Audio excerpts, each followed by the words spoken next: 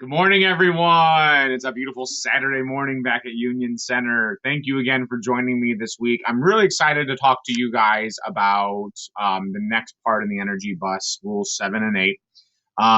They go so well hand in hand together. We're just going to hop right into it. So at this point, we talked a lot last week about getting the right people on your bus and what it takes to get people on your bus and the difficult conversations that you have to have with people and how Joy's been talking to George about these difficult conversations.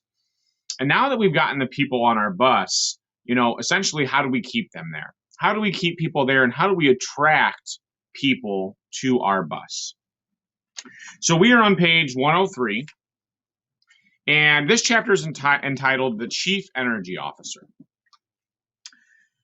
Energy is the currency of personal and professional success. If you don't have it, you can't lead, you can't inspire, you can't make a difference. At this point, George is talking to an individual named Jack, and Jack's talked to him about how he's kicked people off of his bus all the time for not falling in line with him and not being on the same page. And if we're just going to constantly kick people off our bus because they don't believe what we believe, or they had a bad day and maybe they were a little bit negative, we're never going to have anybody left on our bus. So what Joy and what George or Jack are telling George is that you have got to be that chief energy officer. You have got to be that person that attracts other people. So we are on page 107. Rule number 7 says enthusiasm attracts more passengers and energizes them during their ride. So we, as our chief energy officers, have got to bring our A game every single day. We've got to bring the energy every single day. That's how positive energy works. A life touches a life that touches a life. So if we, and we've talked about this a lot, guys, if we are bringing that positive energy every single day, that positive energy is going to spread. Not only is it going to spread to our kids in the classroom, it's going to spread to all of our coworkers, everybody that we're with. When you are around somebody who's positive and has positive energy and has a different outlook, a positive outlook, a growth mindset, if you will, instead of a fixed mindset, there's always going to be a solution to a problem. They're always going to be able to help you find a solution to whatever issue it is that we're going through.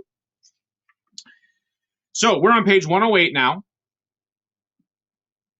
And in this, Jack, the passenger on the bus, is talking to George about the difficulties that he had when he was in the same spot that George was in. So he says, when you're enthusiastic, people want to get on your bus. When you live and work with enthusiasm, people are drawn to you like moths to a light. Walt Whitman said that we convince by our presence, and when you are enthusiastic, you project an energy that convinces people to get on and stay on your bus. It is powerful, powerful energy.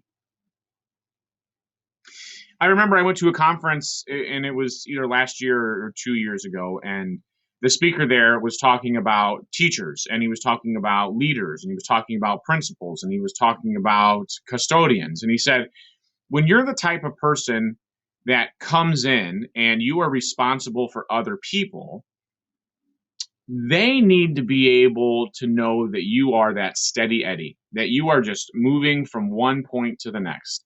If you are a teacher in your classroom and your kids come in, your kids should know if you're having a good day or a bad day. And if you're a principal, when you come in to talk to me, you guys should know if I'm having a good day or a bad day. We're able to put on that game face and put on that A game and really be enthusiastic about what it is that we're doing. And that's tough to do. Gosh, that's so tough to do. When we are dealing with people and with kids all day long, sometimes it's so hard to put on that game face and kind of be that steady Eddie and not be up and down all the time. That's so difficult to do. But what's wonderful about this you guys are so great with this. I can pop in your rooms and I know the technology drops. I know you're having difficulties with, maybe the heating kicked in or kicked off. And, you don't let it affect your classroom. You guys are right there. It's all about the kids. But, that's such an important lesson to remember is that, we are in control of our own emotions. We are in control of our own energy. And when you're in charge of other people, whether it's being kids in the classroom or teachers in a building or your janitorial staff or your kitchen staff, it's very important that we stay even keel for those people. So we are on page 110 now. I'm going to read this very bottom paragraph. Negative people often tend to create negative cultures, whereas positive corporate cultures are created by positive people. The energy of a company or a team is cultivated by the energy and enthusiasm of the leaders in the building, and each person in the organization contributes to the collective energy. So each one of us, we can look at it as a big battery. So we are a huge battery here at Union Center, and every single one of us contributes some kind of charge to that battery. Now, we can contribute a positive charge or we can contribute a negative charge, but it's going to fuel that battery in some way. The more positive energy that the individuals can bring is going to be the collective whole for that battery. And that's really what culture is. Culture is about all of us individually contributing to keeping this energy battery going. So if we have this huge battery, which is Union Center, all of us are responsible for our voltage that we add to it. And whether that's negative or whether that's positive, we bring that positive, we bring that energy every single day, that battery is going to turn on and it's going to light this building up positively. So now George is starting to buy into this. He's heard these stories from Jack, this passenger. He's hearing it from Joy. And he's talking about more and more about buying into the positive energy and what it takes to be positive and getting people on board with positivity. And then Joy drops, a pretty big bombshell on him. And that's on page 114. It's rule number 8. And it's love your passengers. Love your passengers. Love is the answer for success. Love is the answer for success. We're on page 115 now. If you really love and care about people, they will love you back by being loyal, by working harder, by surprising you with amazing initiative and success stories, and by teaching you as much as you will teach them. The more love you put out there, the more love comes back to you. And when your team knows you love them and feel the love from you, they will want to stay on your bus wherever it goes.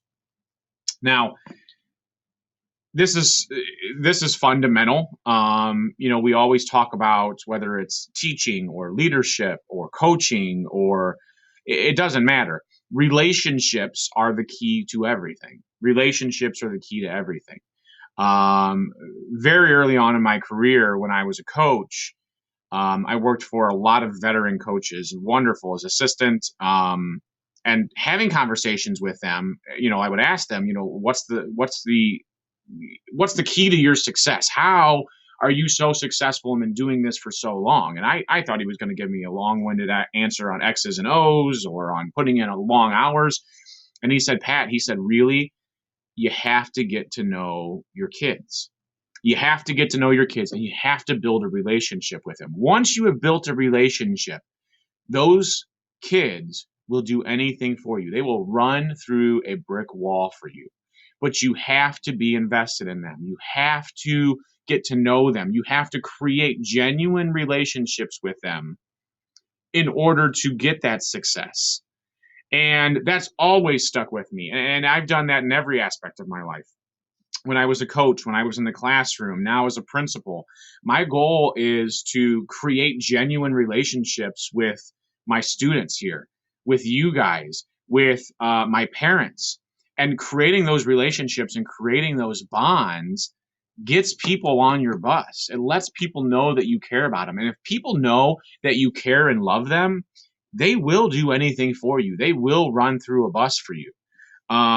This is so imperative. And I love this rule more than anything because, I was taught this rule very early on in my career, and I know a lot of you have as well. But this is so fundamental. It's so fundamental. So Joy's talking a little bit more with George about this, and she says, love takes time. It's a process. It's not a goal. Love is something that needs to be nurtured. And I'm gonna put this down. It's so true. It's so true. And if you had a chance to read my message that I sent to parents this week about the difference between setting goals and setting, a process and a strategy, we can't lose focus of what's most important here at Union Center, and that is our kids. That's our kids. And more so now than ever, we really have to focus on the social, emotional well-being of our kids. The love that we give them, and there's a story I could tell you guys right now. And the teacher, if you're listening to this in fifth grade, I see that from you, and the way that you're reaching out to that kid, it melts my heart. And that's kind of the inspiration for this week. And that's just one story. I know every single one of you guys do this, but connecting with a child and really caring more about their social, emotional well-being, especially having been off of school for so long like we had, and going through a pandemic where we know that the family life and upheaval has been so big for a lot of these kids. We got to focus on them, and we got to focus on you. Guys, you have got to focus on your social, emotional well-being here as well. And I know these first 10 weeks have been so stressful and different for every single one of you, and you guys have risen up to, that level and are really putting yourselves first. Putting the kids first over yourselves. But we can't forget that as teachers and as educators and as people, you have to take care of yourself too. You have to have your social, emotional well-being, because if you guys aren't where you need to be, you can't reach those kids. So, I've always preached it to you guys. Family comes first. Your mental health and your physical health comes first. Like, you guys have to take care of you. And then we can take care of our kids. The biggest thing is, guys, we have to take care of this building. We are so fortunate at Union Center to work in such a great school community with the kids that we have, with the parents that we have, with all of the staff that we have. We have to nurture that. We have to be those positive energy sources to light that battery, to turn that battery on. And every single day we have an opportunity to do that. Every single day we have an opportunity to come in here and be positive for our kids, for everybody else in the staff, and really light and energize that battery and light the light bulb so that we have a positive culture, so that we have a positive place where all of our kids want to come to, where all of our staff want to come to. And it comes from those two rules. It comes from being positive and bringing positive energy, and it comes from loving people and knowing that everybody, every kid, every staff member has got things going on. They all have things going on. We all do. And being sympathetic with that, and knowing that everybody's going through something a little different, and loving them no matter what, and bringing that positive energy. Guys, thank you so much for listening to this. I hope you got a lot out of this. Those two chapters really hit me.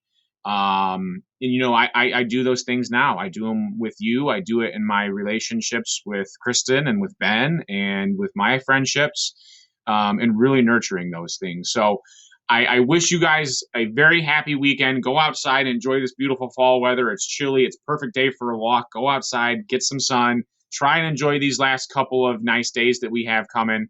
I'm really excited. We're getting very close to fall break. We're all in that, that spot where we need it.